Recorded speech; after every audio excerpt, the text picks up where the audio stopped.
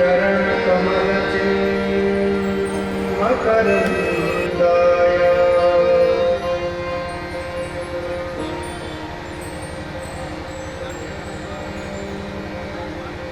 भक्तजनमानस निवासाय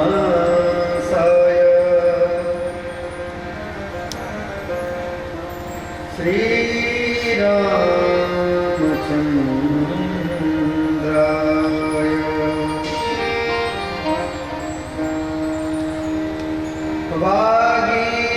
वागीशायस्य वदने लक्ष्मीयस्य च वक्षसि यस्यास्ते हृदये संवित् तं ऋषिमहं भजे। विश्वसर्गविसर्गादि नवलक्षणलक्षितम् श्रीकृष्णाख्यं परं धाम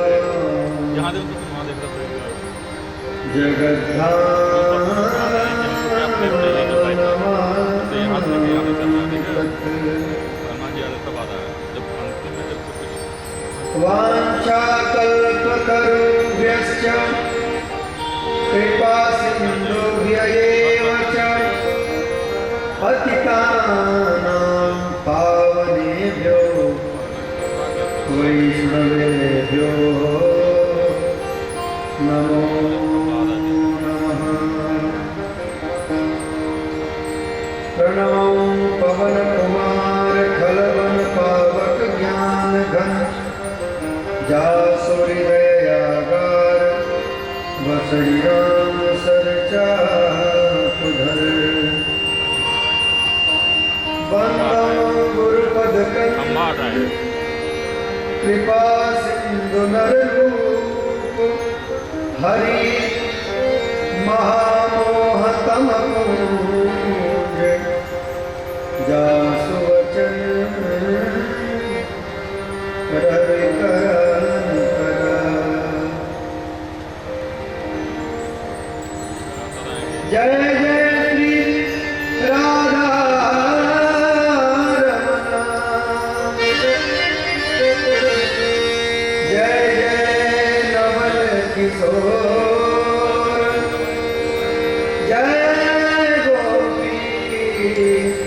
चितचोर प्रभु जय जय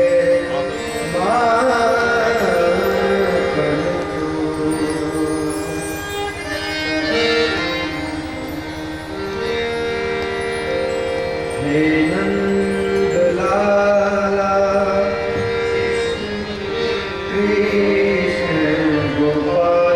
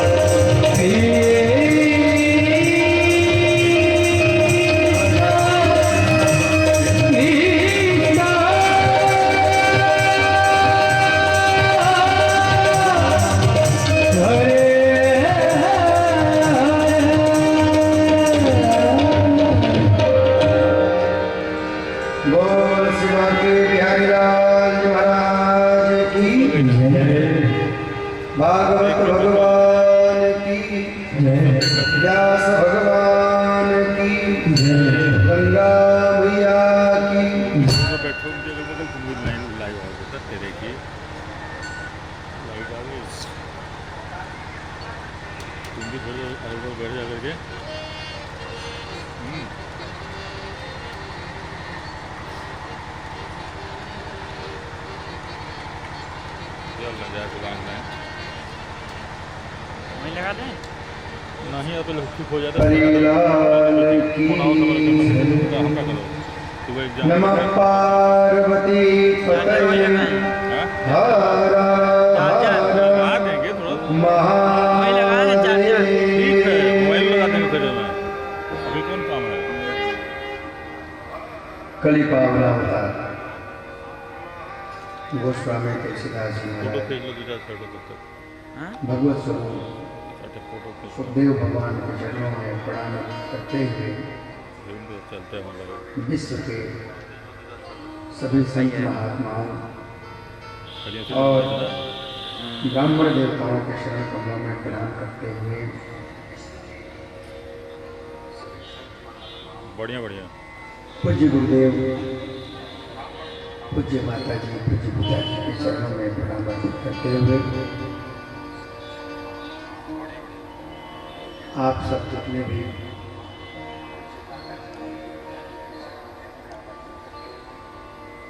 भक्त भगवंत गुणानुरागी सज्जन माताएं एवं बहन यहाँ उपस्थित हैं सबके हृदय में विराजमान ईश्वर को प्रणाम करते हुए आज कथा का पंचम दिवस है। विगत 5 दिनों से हम लोग कथा श्रवण कर रहे हैं। कल भगवान श्री कृष्ण के जन्म के प्रसंग को हम लोग सुन रहे थे।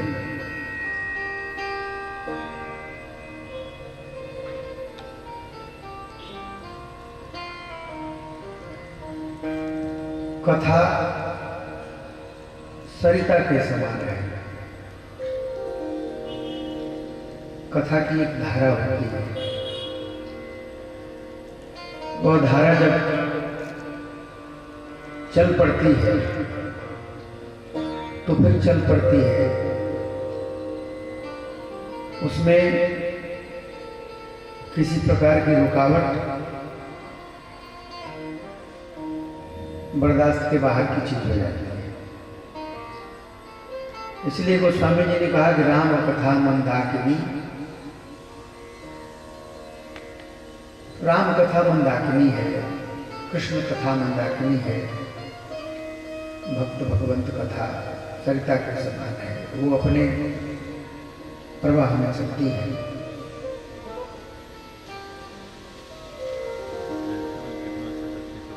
कल काफी विलंब भी हो गया। अमूमन हम लोग 9:30 बजे से आरती करते हैं, लेकिन काफी कल विलंब हुआ। फिर भी समस्त श्रोता बंधुओं ने आयोजकों ने अपने धैर्य को बनाए रखा। इसके लिए आप सभी धन्यवाद के पात्र हैं, बधाई के पात्र हैं। इससे आप लोगों के भीतर जो कथा प्रेम है वह सहज ही प्रकट होता है।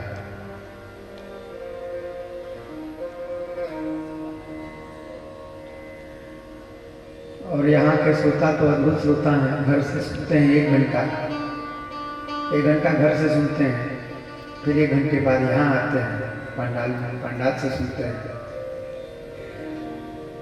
आप समय से पहले आती हैं, समय पूरा देती हैं, इसके लिए आप साधुवाद के पात्र हैं।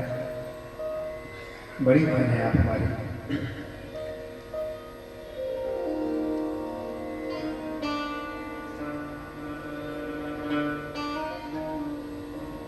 कल श्री कृष्ण जन्म हुआ। हम लोग इतने उत्कंठित हृदय से कथा श्रवण कर रहे थे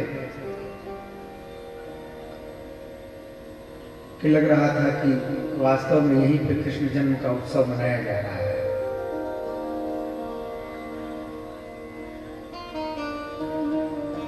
कंस के कारागार में भगवान प्रकट हुए और वसुदेव जी को कहा कि कैसे हमको नंद बाबा के गांव पहुंचाना है।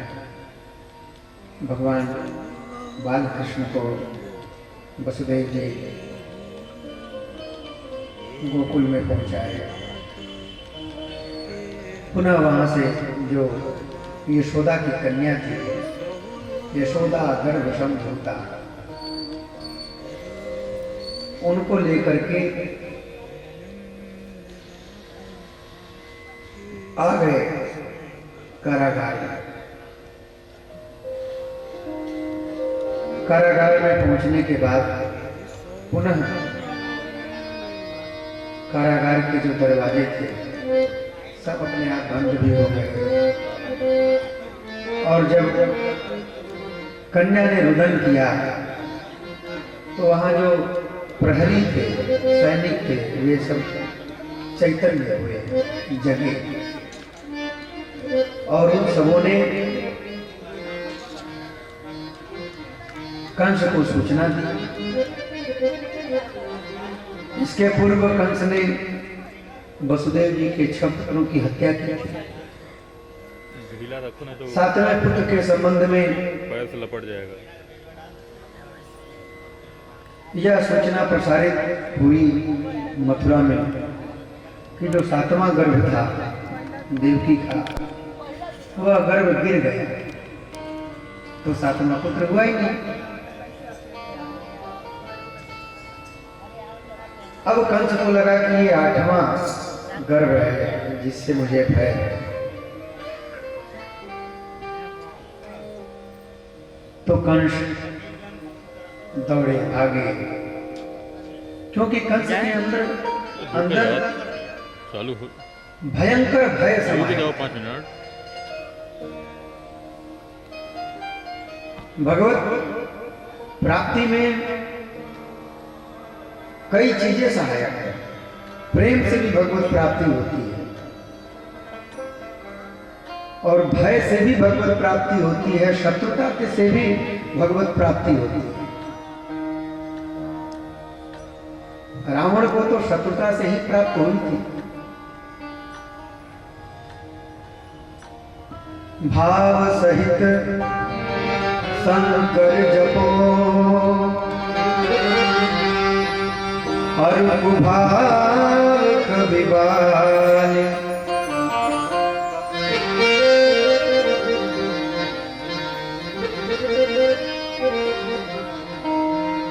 भाव से भगवान शंकर भगवान के नाम का भजन करते हैं, है ना मानस में। भाव कुभाव अनखयाल सहूं, नाम जपत मंगल दिशि दशहूं।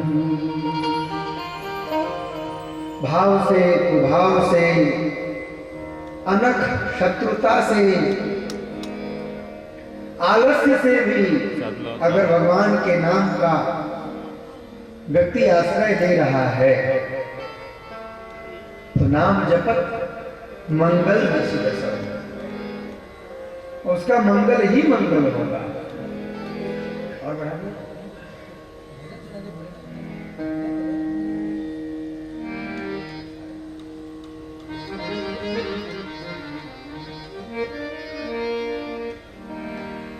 तो भाव सहित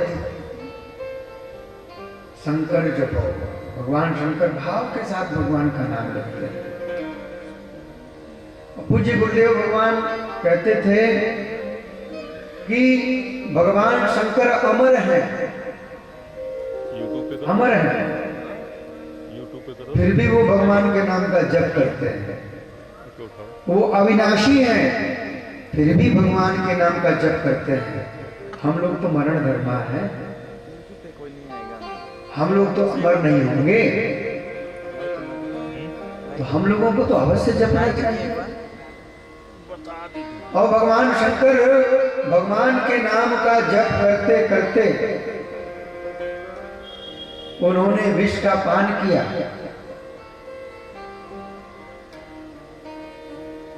राम जी पहले से भीतर विराजमान थे, तो विष का पान बाद में किया, तो विष को राम के साथ मिला दिया, तो विश्राम हो गया।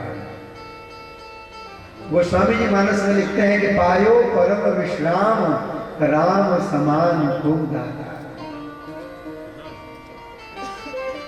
कथा से विश्राम की प्राप्ति होती है, भगवान नाम से विश्राम की प्राप्ति होती है। गोस्वामी जी से किसी ने पूछा कि महाराज आपके इस ग्रंथ में क्या है? गोस्वामी जी एक जगह कहते हैं कि यही महारघुपति नाम उदारा। कथा चल रही है, कथा चल रही है, हर जगह कथा में भगवान के नाम की बात आ रही है। नाम जप, नाम जप, नाम जप। भागवत में भी हर जगह भगवान के नाम के जप की बात आ रही है। ये न के नाम पे पाए ना, जैसे कैसे भी व्यक्ति भगवान के नाम का जप करे, भगवत चिंतन करे,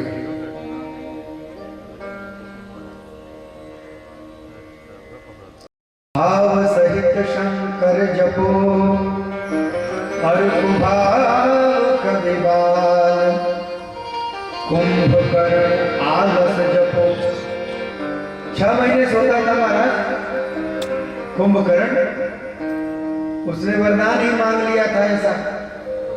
इंद्रासन मांगना चाहता था, संयोग से देवताओं के प्रेरित करने पर भगवती सरस्वती उसके जेवा पे विराजमान हो गई और उन्होंने इंद्रासन की जगह पर निंद्रासन बुलवा दिया। तथास्तु ब्रह्मा जी ने कह दिया, तो रोने लगा कुंभकर्ण। रावण ने प्रार्थना की कि विधाता ब्रह्मा अगर ये सोता ही रहेगा जिंदगी भर तो इसके जिंदगी का फिर क्या लाभ है? तो ब्रह्मा जी ने कहा कि चलो 6 महीने पर एक बार ये जग भी जाया करेगा। और 6 महीने में जब एक बार जगता था तो ये न समझिएगा कि केवल वो खाने के लिए जगता था। खाना पीना तो वो फिर 6 महीने के लिए खा ही लेता था, लेकिन कुंभकर्ण स्वयं भगवान राम से कहता है, रावण से कहता है कि भैया नारद मुनि मोहि ज्ञान जो कहा, कहते हो तो इस समय निर्वाह। नारद मुनि ने हमको जो ज्ञान दिया था, सिखाया था, उन्होंने कहा था कि जब तुम्हारा भाई किसी स्त्री का हरण करके जबरदस्ती यहाँ लंका में ले आएगा, एक बंदर आएगा, लंका को जलाएगा, और उसके बाद सभी राक्षसों का अच्युतम के सिवा मैं तुमसे बता नहीं पाया। और कुंभकर्ण भजन करता था, उस एक दिन में वो भजन भी करता था, नाम जप करता था। और क्यों न करे? भगवत पार्षद जो था, वैकुंठ से उसका पतन हुआ था, जय और विजय, वही तो प्रथम जन्म में हिरण्यकश्यप और हिरण्याक्ष बने थे, द्वितीय जन्म में रावण और कुंभकर्ण बने थे, तृतीय जन्म में शिशुपाल और दंतवक्र बने थे।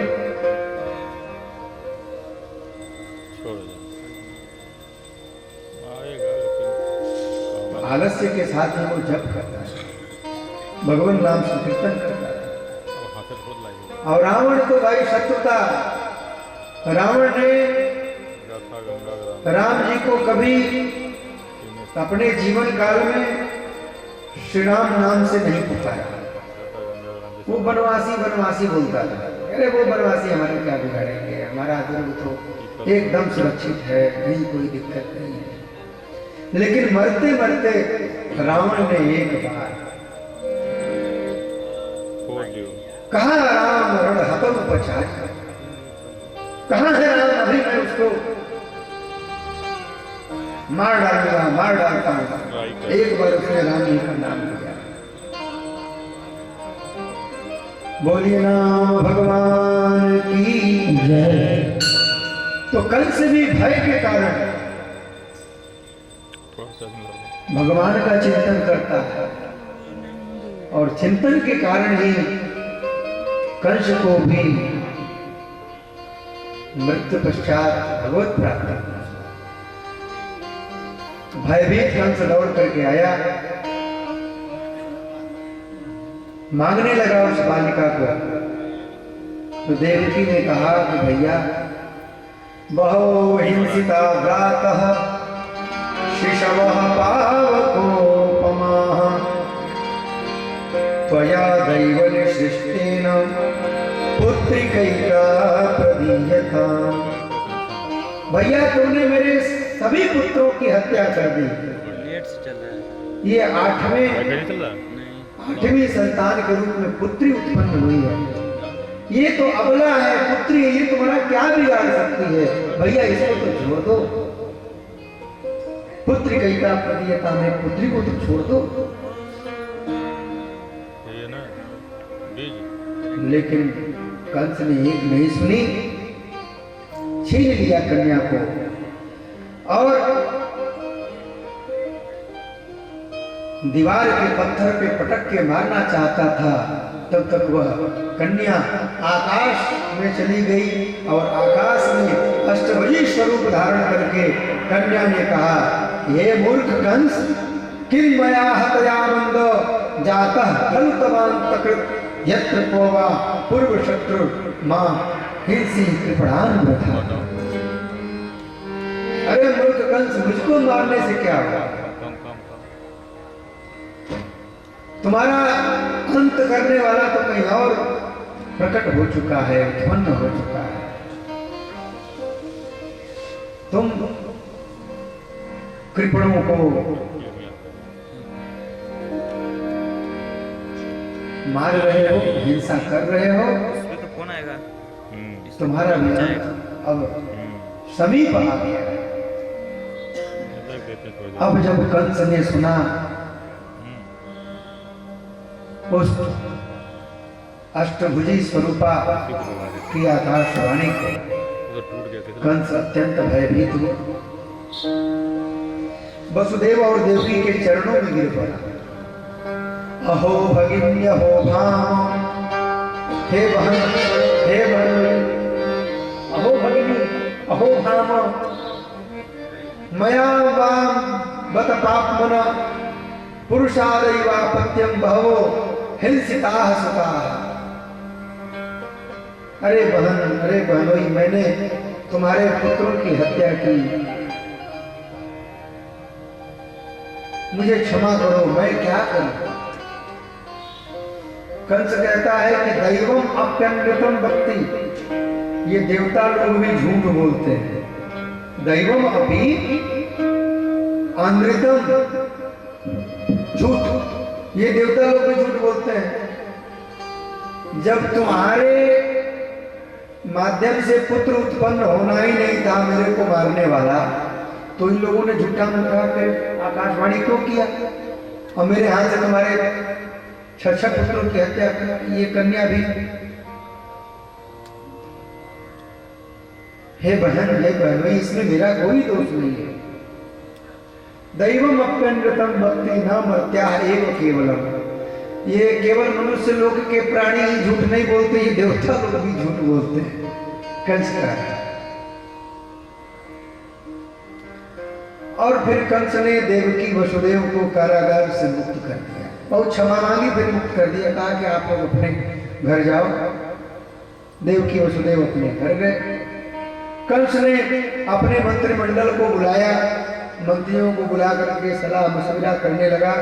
सारी बात बताई कंस ने कि अरे भाई देखो, सब झूठा झूठा सब चल रहा है, सारी कहानी पलटती नजर आ रही है। आकाशवाणी ने बताया कि उसको मारने वाला तो कहीं और पैदा हो चुका है, अब मैं क्या करूं? तब मंत्रिमंडल के लोगों ने कहा, जिसमें चाणूर मुष्टिक आदि थे, उन सब ने कहा कि देखो भाई, राजा कंस, मूलम हि विष्णुर्देवानां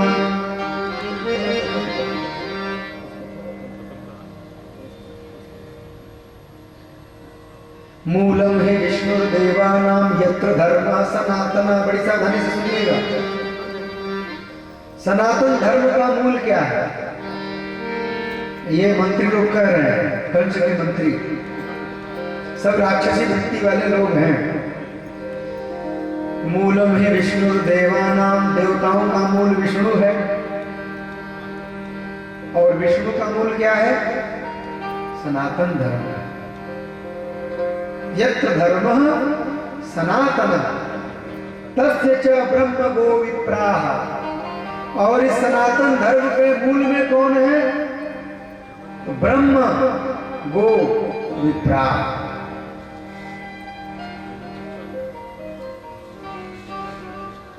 ब्राह्मण देवता, गाय, ये सब सनातन धर्म के मूल हैं। तपो यज्ञाः सदक्षिणा। तप यज्ञ, कैसा यज्ञ? सदक्षिणा, दक्षिणा सहित यज्ञ। क्योंकि यज्ञ जो है भगवान का ही नाम है। भगवान का एक अवतार यज्ञ भगवान के रूप में हुआ और उनके साथ में उनकी पत्नी दक्षिणा देवी प्रकट हुई। ये दोनों एक साथ प्रकट होते हैं। तो यज्ञ का मतलब ही होता है कि उसमें दक्षिणा। अब इसको अच्छे से समझिएगा। आप सब काशी के श्रोता हैं, ये मत सोचिएगा कि मैं इसलिए कह रहा हूं कि पंडित जी कथा कह रहे हैं तो इनको दक्षिणा देनी पड़ेगी। मैं इसलिए नहीं कि मैं तो बोलता ही नहीं इस संबंध में, कभी नहीं। वो तो सब पहले से निर्धारित है कि कहाँ क्या मिलना है, वो मिलेगा। आयुर कर्म च वित्तम च विद्या निधनमेव च पंचैतानि सृज्यन्ते गर्भस्थस्यैव दीहिना। किसकी आयु कितनी होगी, उसका कर्म क्या होगा, वो जीवन में धन कितना कमाएगा, उसकी विद्या कितनी होगी, उसकी मृत्यु कब होगी, कहाँ होगी, कैसे होगी, ये सब जब शिशु गर्भ में आता है ना, कभी निश्चित हो जाती है। तो इसके बारे में तो किसी भी मनुष्य को नहीं चिंता करनी चाहिए। हम क्या, आप क्या, कोई क्या। आपके हाय हाय करने से आप अरबपति करोड़पति नहीं हो जाएंगे। आपके भाग्य में होगा तो वो कहीं से आएगा, देखे थे समय से पहले और भाग्य से ज्यादा। बच्चे लोग आप लोग बैठ जाइए, क्योंकि माताएं पीछे बैठ के सबको डिस्टर्ब हो रहा है। हाँ, बैठ जाइए।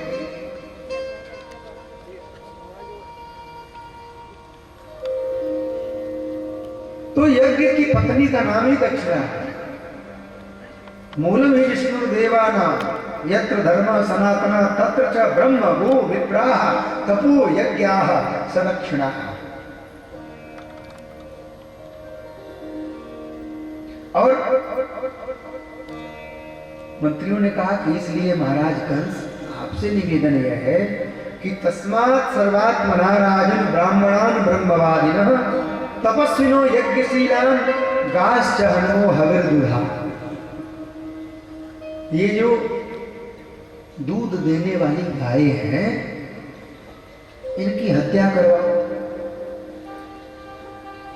इन ब्राह्मणों की हत्या करवाओ। जो तपस्वी हैं इनकी हत्या करवाओ, तो होने दो। क्यों?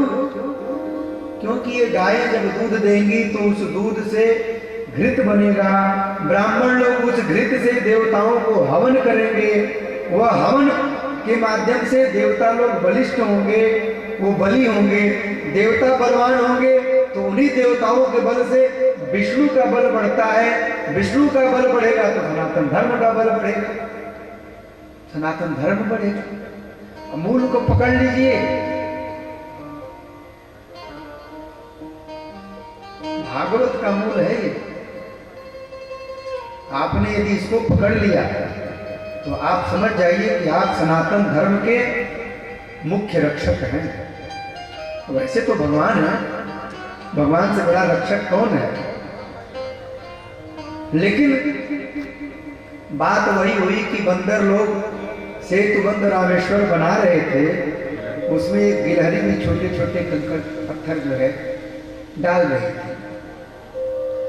एक हिंदी की किताब में कहानी आती है कि एक बार जंगल में आग लगी तो सारे पक्षी देख रहे थे, जंगल छोड़ के भाग रहे थे, और एक गौरैया अपने चोंच में पानी भर भर के जंगल की आग के ऊपर छोड़ गई। कौवे ने पूछा कि अरे अरे गौरैया बहन, तुम ये चोंच में पानी भर के ये जंगल की आग पर डाल रही हो, इससे क्या आग बुझ जाएगी? गौरैया ने कहा कि भैया कौवा, मैं जानती हूँ कि मेरे चोंच के पानी से आग नहीं बुझेगी, लेकिन जिस दिन इस जंगल का इतिहास लिखा जाएगा उस दिन मेरा नाम आग बुझाने वालों में लिखा जाएगा, भागने वालों में नहीं लिखा जाएगा। आज इसीलिए उस गिलहरी का भी इतिहास प्रसिद्ध है। हमने कई शास्त्रों में तो नहीं पढ़ा, लेकिन संतों के मुंह से सुना है कि भगवान ने उस गिलहरी को बहुत स्नेह किया, उसको हाथ में लेकर के भगवान ने अपने कर कमलों को ऐसे फिराया तो उसके शरीर पर धारी बन गई।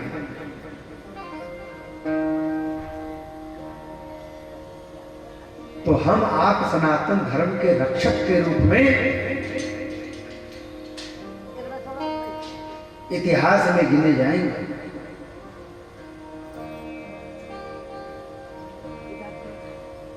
विप्राह गावश्च वेदाश्च तप सत्यम दम क्षमा श्रद्धा दया तितिक्षा च कृतवश्च हरिस्तनु। ये सभी भगवान के शरीर हैं। कौन कौन? विप्राह ब्राह्मण, गावश्च गायें, वेदाश्च वेद, तपः तप सत्य, दया इंद्रिय निग्रह, श्रद्धा दया, तितिक्षा, तितिक्षा मतलब सहनशीलता। आप कितना सहन कर सकते हैं? आप जब हिंदी की वर्णमाला पढ़ेंगे, अंग्रेजी के वर्णमाला में 26 अक्षर हैं, हिंदी के वर्णमाला में व्यंजन और स्वर मिलाकर के 44 अक्षर हैं। जब आप व्यंजन वर्णों को पढ़ेंगे तो उसमें सभी वर्ण एक बार आए हैं, लेकिन 100 अक्षर 3 बार आया है। उच्चारण का भेद जरूर है। एक तालव्य है, एक मूर्धन्य है, एक दंत्य है, एक का तालु से उच्चारण होता है, एक का मूर्धा से उच्चारण होता है, और एक का दांतों से उच्चारण होता है। उच्चारण का मात्र भेद है, लेकिन स कितने हैं? 3 है। क्यों 3 है? वृंदावन वाले परम पूज्य गुरुदेव पौराणिक जी महाराज कहा करते थे कि 103 इसलिए हैं कि यह मनुष्यों को शिक्षा देते हैं कि सहन करो, सहन करो, सहन करो। जो सहन करता है उसके ऊपर भगवान रीझ जाते हैं। यही हरि भक्त कहते हैं, यही सदग्रंथ गाते हैं, यही हरि भक्त कहते हैं, यही ग्रंथ गाते हैं, यही हरि भक्त कहते हैं, यही सदग्रंथ गाते हैं, यही हरि भक्त कहते हैं, यही ग्रंथ गाते हैं। न जाने कौन से गुण पर, न जाने कौन से गुण पे दया निधि जाती है। न जाने कौन से गुण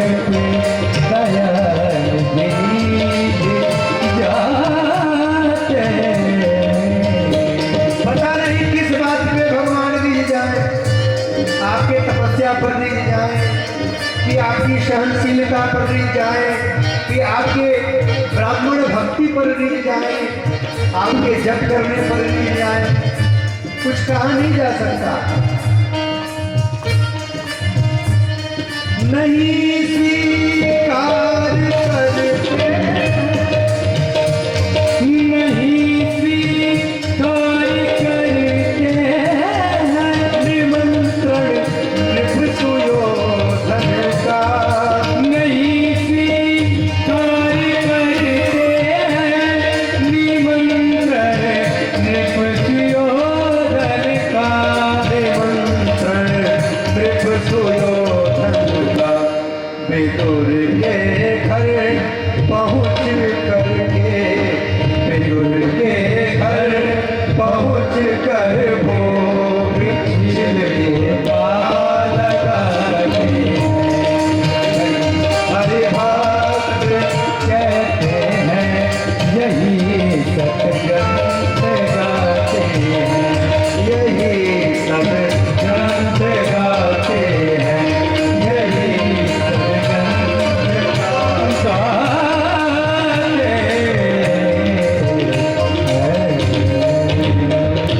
बोल आनंद कंद भगवान की जय। न जाने कौन से गुण पर दया रिधि रीझ जाए, पता नहीं किस बात पर रिझ जाए। वो आप लोगों ने कथा सुनी होगी कि एक कैसे कहें व्यापारी थे, एक व्यापारी थे, वो थोड़े कंजूस प्रकृति के थे। तो वे चाहते थे कि भजन करें, भगवत भजन करें, लेकिन वो ये भी चाहते थे कि कुछ खर्चा ना करना पड़े। तो एक अपने गुरुदेव से उन्होंने पूछा, गुरुदेव कोई ऐसा उपाय बताइए कि मैं भगवान की पूजा भी कर लूं और खर्चा भी ना करना पड़े। तो फिर उनके गुरुदेव ने उनको मानसी सेवा बताई, मानसी सेवा, कि भगवान की मानसी सेवा करो, उसमें कुछ खर्चा नहीं करना है, बस मन में सोचो कि हम जाके गंगा स्नान कर रहे हैं, गंगा जी से जल भर के ले आ रहे हैं, उस जल से हम ठाकुर जी को स्नान करा रहे हैं, केवल सोचना है। चंदन घिस रहे हैं, उस चंदन को ठाकुर जी को लगा रहे हैं, उनको सुंदर सुंदर वस्त्र पहना रहे हैं, सुंदर आभूषण पहना रहे हैं, स्वर्णमय आभूषण, कुछ खर्चना नहीं है, बस मन से सेवा करनी है। तो वे रोज इस प्रकार की सेवा करने लगे, करते करते करते करते मानसी सेवा उनकी इतनी उत्कृष्ट हो गई कि ध्यान में ही वो प्रतिदिन मानसी सेवा करने लगे। एक दिन उन्होंने देखा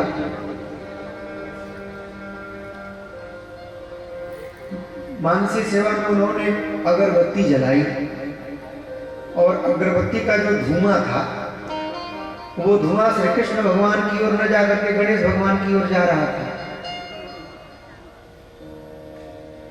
तो फिर वो मानसी सेवा में ही उस धुआं को गणेश जी की तरफ से कृष्ण भगवान की तरफ करने लगे।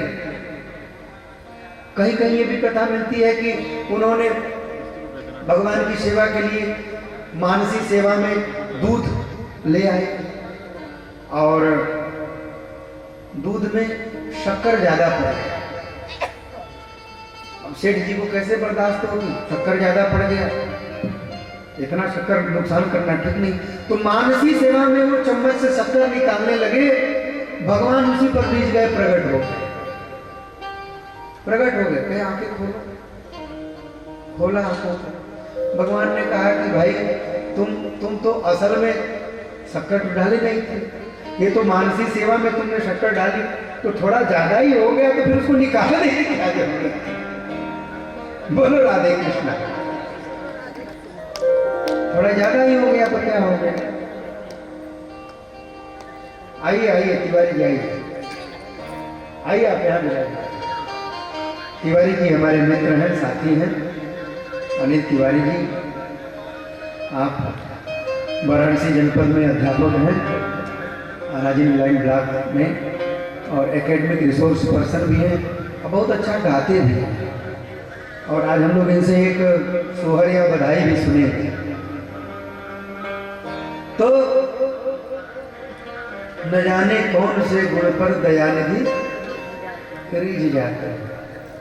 एक बार भगवान के दरबार में एक तरफ संत बैठे थे, एक तरफ असंत बैठे थे, एक तरफ पापी लोग बैठे थे, एक तरफ पुण्यात्मा बैठे थे। और भगवान को मौज आ गया। भगवान ने कहा कि आज मैं पुण्यात्माओं को मुक्ति नहीं दूंगा, आज मैं पापात्माओं को मुक्ति प्रदान करूंगा। वो करिश्मे शान रहमत ने दिखाए रोज हश्र। दरबार में एक तरफ पुण्यात्मा थे, एक तरफ पापात्मा थे। भगवान ने कह दिया कि आज पापात्माओं को तारूंगा, सबको बैठक भेजूंगा। तो जो पुण्यात्मा थे कहेंगे रे आज तो बड़ा गड़बड़ हो गया, हम लोगों ने इतना जप किया, तप किया, बड़ी साधना की, और आज पापात्माओं को भगवान तारने वाले हैं। तो बहुत सारे पुण्यात्मा पीछे की लाइन से आकर के पापात्माओं के लाइन में खड़े हो गए। वो करिश्मे शान रहमत ने दिखाए रोज हस्र। बेगुनाह भी कहने लगे हम भी गुनहगारों में हैं। ये अलग बात है कि हम अपने गुनाह को किसी के सामने न कहें, हम अपने पाप को किसी के सामने न कहें, अपने पुण्यों की ही चर्चा करें। लेकिन व्यक्ति खूब जानता है कि उसने कौन कौन से पाप कर्म किए हैं। और मृत्यु के समय में व्यक्ति को सारे पाप भी स्मरण होते हैं। 4 प्रकार की पीड़ा होती है मृत्यु के समय में, बहुत सावधानी से सुनिए। पाप स्मरणात्मक पीड़ा होती है कि पूर्व जीवन में ये पाप हुए हमसे। शरीर विक्षोभात्मक पीड़ा होती है कि अब मेरा ये शरीर छूटने वाला है। भविष्य चिंतात्मक पीड़ा होती है कि अब भविष्य क्या हो, अब अगला जन्म पता नहीं क्या मिलेगा, कुकर की जोनी मिलेगी, शुकर की जोनी मिलेगी कि मनुष्य में ही जाएंगे, क्या होगा क्या नहीं होगा। 4 प्रकार की पीड़ा होती है।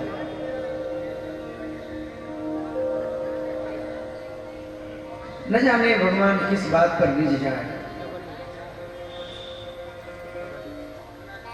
तो हम आप सबको करना क्या है? हम लोग 7-7 दिन कथा सुनते हैं, 9-9 दिन कथा सुनते हैं, हर साल कथा सुनते हैं।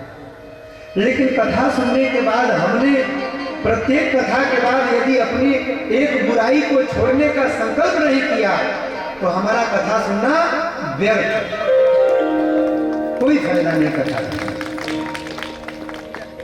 कथा इसलिए हम लोग कहते सुनते हैं कि हम अपने जीवन में पापों को छोड़ने का संकल्प करें और भगवत भजन में और अधिक समय बढ़ाने का प्रयत्न करें।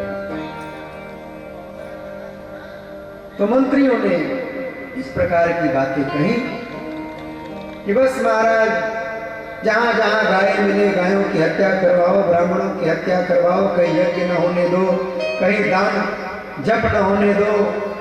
अपने आप ये विष्णु कमजोर हो जाएगा, विष्णु कमजोर हो जाएगा तो फिर इन देवताओं को हराना बड़ा आसान हो जाएगा। कंस ने भयंकर भयंकर राक्षसों को बुलाया और कहा कि ब्रज 84 कोष में 1 महीने से लेकर के अभी तक और अभी बाद में जो जन्म लेने वाले बच्चे हैं सबकी हत्या कर। पूतना नामक राक्षसी को बुलाया, उसको कहा कि जाओ जाकर के जो बालक पैदा हुए हैं हो रहे हैं सबको समाप्त करो। इधर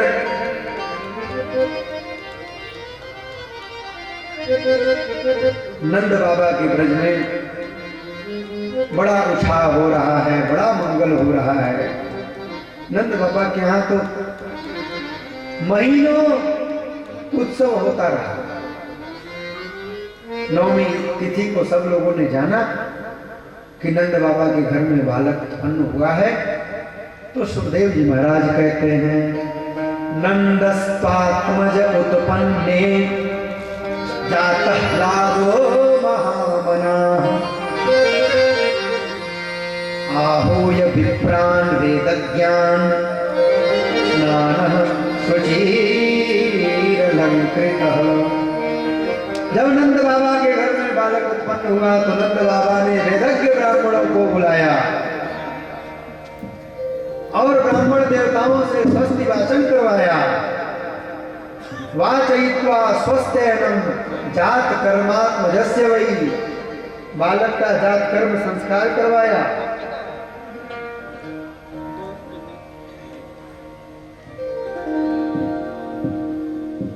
स्नान शुचि, स्नान किए, पवित्र हुए। अलंकृत, 60 वर्ष के नंद बाबा आज जब स्नान यमुना जी में किए और सुंदर रंग बिरंगे वस्त्रों को धारण किया तो 60 वर्ष के नंद बाबा आज 30 वर्ष के लगने लगे।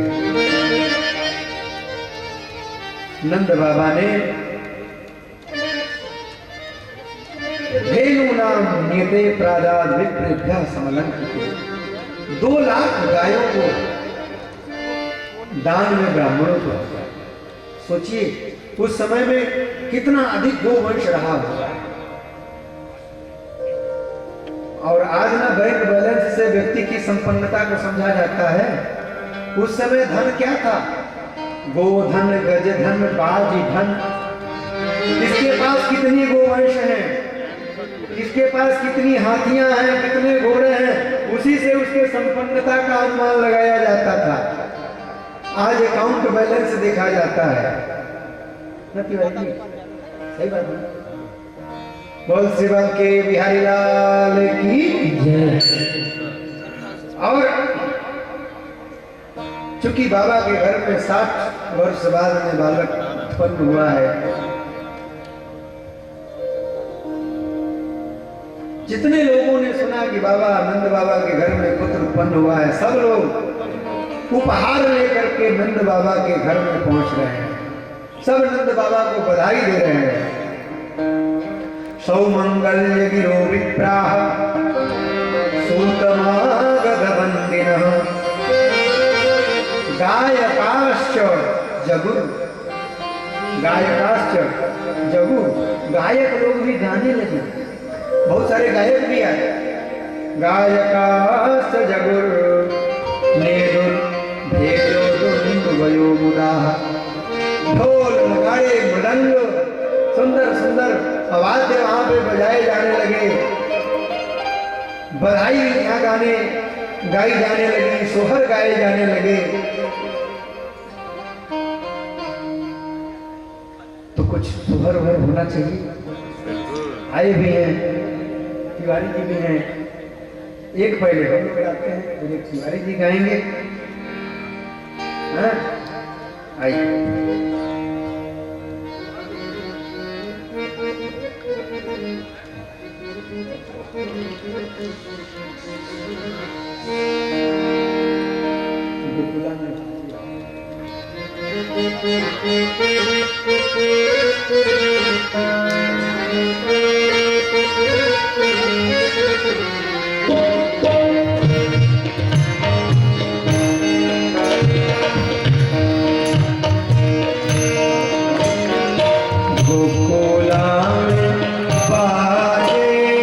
कन्हैया की जन में, कन्हैया की जन में, कन्हैया हो ललना ललना में गावेली गोतिनिया विठल बाटे को नर हो ललना ललना में गावेली गोतिनिया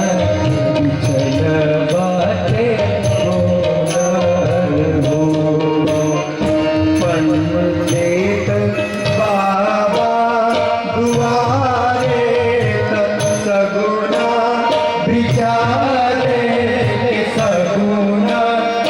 प्यारे हो ललना जुग जुग जियाई लाल आशीष सब हर हो ललना जुग जुग जियाई लाल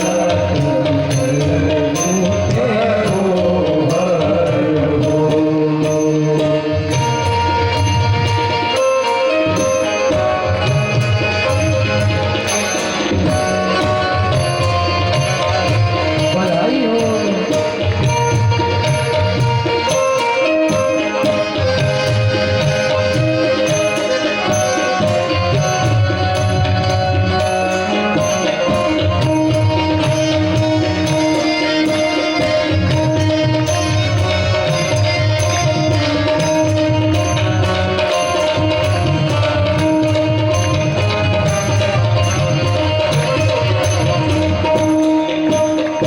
नंद लुटावे थे गैया करानी रुपैया करानी रुपैया हो नंद लुटावे गैया करानी रुपैया हो ललना पाटेली बाबू के बधैया यशोदा मैया मोहर हो ललना पाटेली बाबू के बधैया यशोदा मैया मोहर हो गोला में बजे बधैया बधैया हो ललना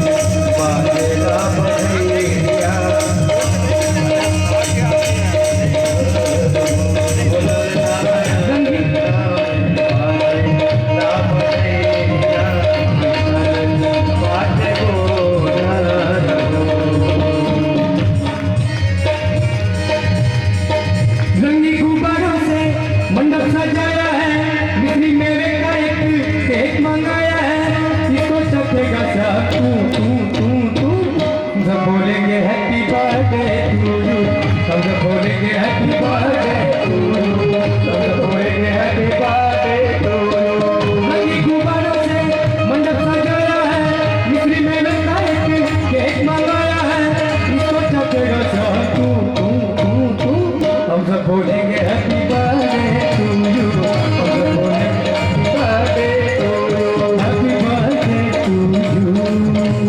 happy birthday to you happy birthday to you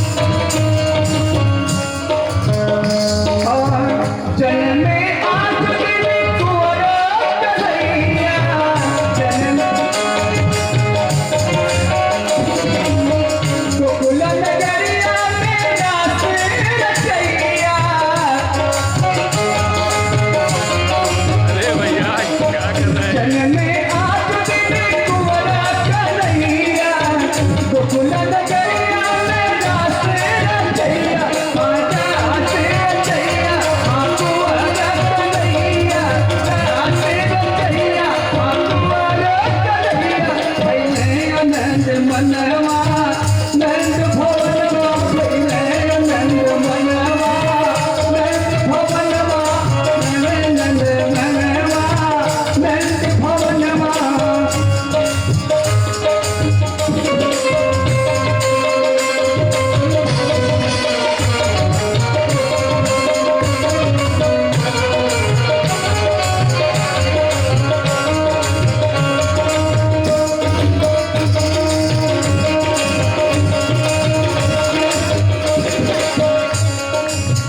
नंद बाबा अने भनवा लुटावे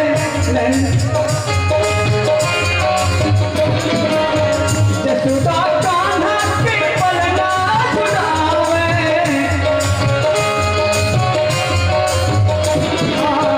नंद बाबा अने भनवा लुटावे जसुदा कान्हा के पलना छुड़ावे पलना छुड़ावे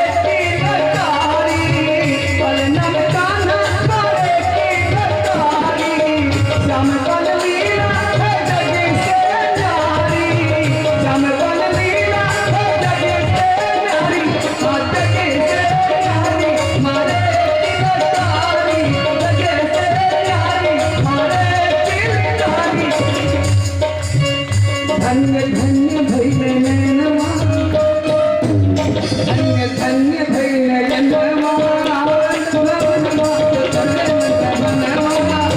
भवनवा भैया बाजे नंद भवनवा भैया बाजे नंद भवनवा नंद भवनवा जसुदाय जनवा नंद भवनवा जसुदाय जनवा जसुदाय जनवा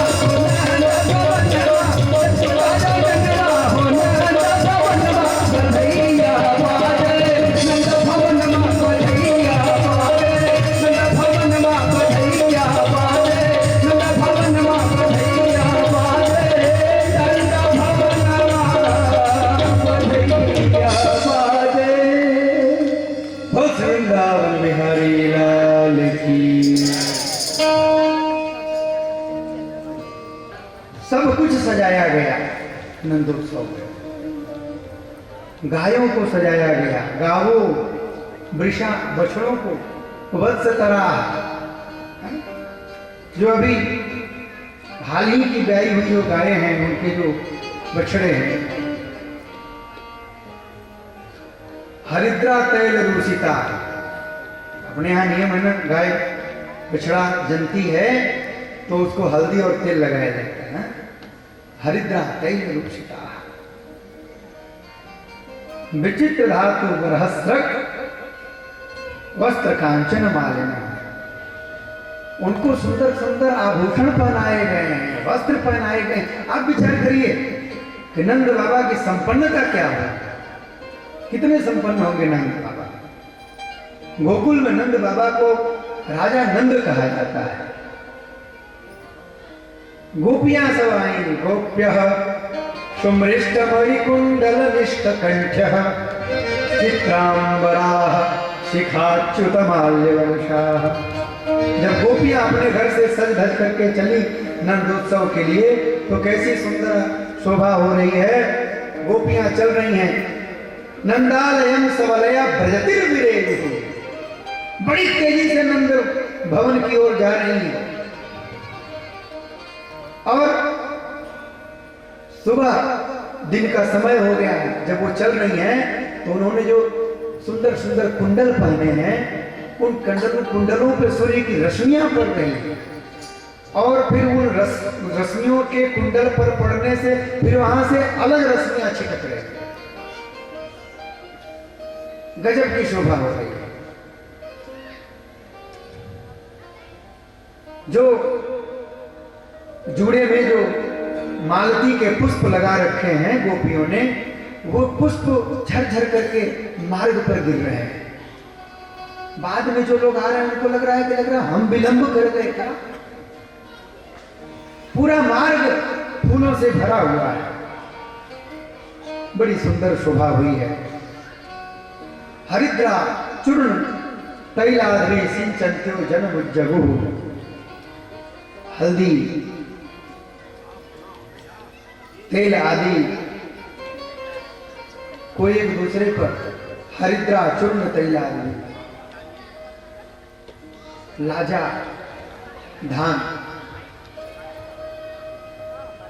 जो लावा होता है, ये सब इतना सब पड़ा हुआ है, सब एक दूसरे पर फेंक रहे हैं, आनंद मना रहे हैं। गोपाः परस्परम वरिष्ठाः दधि क्षीर घटाम्बुभि। दही, क्षीर,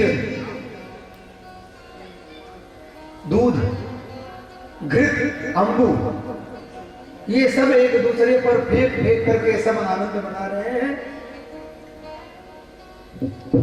आसिंचन्त्यो विलिम्पन्त्यो, जैसे होली में हम लोग रंग हाथ में लगा करके दूसरे के मुंह में लपेट देते हैं, वैसे ही आसिंचन्त्यो सिंचन कर रहे हैं। विलिम्पन्त्यो, कोई सामने पा रहे हैं किसी को तो उसके मुंह में दही और घी लगा दे रहे हैं हरिद्रा मिलाकर। आसिंचन्त्यो विलिम्पन्त्यो नवनीतैश्च चिक्षिपो, मक्खन उठा उठा कर एक दूसरे पर फेंक रहे हैं। एक बूढ़ी माता जो है वो देखने के लिए आई थी नंदोत्सव, और वो बूढ़ी हो गई थी, दांत वांत उनके टूट गए थे, और वो नंदोत्सव देख करके इतनी प्रसन्न थी कि प्रसन्नता में उनके मुंह खुल गए। तब तक किसी ने एक लोंदा उठा करके मारा और उनके मुंह में चला गया। मुंह में जाते ही वो अंदर चला गया सटक। बड़ा मीठा माता जी बड़ी प्रसन्न हुई। कहा कि भाई नंदोत्सव हो तो ऐसा हो। रोहिणी च महाभागा, वसुदेव जी की एक पत्नी रोहिणी है जो नंद बाबा के यहाँ रहती हैं, और उनसे एक पुत्र उत्पन्न हुआ है। वही पुत्र जो सप्तम गर्भ था वो रोहिणी के गर्भ से उत्पन्न हुए हैं। और रोहिणी को नंद बाबा ने कहा कि अरे रोहिणी तुम अलग थलग क्यों पड़ी हो। रोहिणी ने कहा कि भैया जब पति समीप में न हो, पास में न हो, घर में न हो, तो स्त्री का यह धर्म है कि वह श्रृंगार न करे, किसी महोत्सव में भाग न ले। तो नंद बाबा ने कहा कि रोहिणी इतना सुंदर उत्सव हो रहा है, वसुदेव मुझे भैया भैया कहते हैं, उस नाते से मैं तुमको कहता हूं कि तुम भी तैयार हो जाओ और इस उत्सव में तुम भी भाग लो। तो बड़े भाई के कहने पर रोहिणी च महाभागा नंद गोप अभिनंदिता, नंद जी के कहने पर बेचरद दिव्यवासः सग सुंदर वस्त्र आभूषण धारण किए और रोहिणी मैया भी उस उत्सव में सम्मिलित हो गए। बहुत सुंदर उत्सव हुआ, सब लोग बड़े प्रसन्न। 5वें दिन भगवान शंकर आए। 9वीं तिथि को ये लीला हुई, नंदोत्सव हुआ। 5वें दिन भगवान शंकर आए। भगवान शंकर के आने से पहले नंद बाबा वार्षिक कर देने के लिए कंस के यहाँ चले गए। अपने कुछ साथियों के साथ नंद बाबा वार्षिक कर देने के लिए कंस के यहाँ चले गए। कुछ गोपों को नियुक्त कर दिया, भाई